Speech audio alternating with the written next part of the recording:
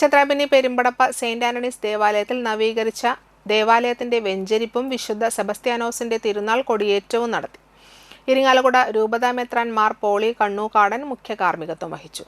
വികാരി ഫാദർ ഡോഫിൻ കാട്ടുപറമ്പിൽ, കൈക്കാരന്മാരായ ജോൺസൺ പുലിക്കോട്ടിൽ, അന്റോണിയോ പുലിക്കോട്ടിൽ, തിരുനാൾ കമ്മിറ്റി ഭാരവാഹികൾ, യൂണിറ്റ് പ്രസിഡന്റുമാർ തുടങ്ങിയവർ നേതൃത്വം നൽകി. ചൊവ്വാഴ്ച രാവിലെ തിരുസ്വരൂപം എഴുന്നള്ളിച്ചു വയ്ക്കൽ, രാവിലെ 9 മണിക്ക് വീടുകളിലേക്ക് അമ്പെഴുന്നള്ളിപ്പ്, രാത്രി വിവിധ യൂണിറ്റുകളിൽ നിന്നുള്ള അമ്പ് പ്രദക്ഷിണം പള്ളി അങ്കണത്തിൽ എത്തിച്ചേർന്ന് സമാപിക്കും. തിരുനാൾ ദിനമായ ബുധനാഴ്ച രാവിലെ 10-ന് നടക്കുന്ന ആഘോഷമായ തിരുനാൾ പാട്ട് കുർബാനയ്ക്ക് ഫാദർ വിൽസൺ എലിവത്തിങ്കൽ കൂനൻ മുഖ്യ കാർമ്മികത്വം വഹിക്കും. വൈകിട്ട് 4:30-ന് പ്രദക്ഷിണം, തുടർന്ന് സമാപന ആശീർവാദം വർണ്ണമഴയും ഉണ്ടായിരിക്കും.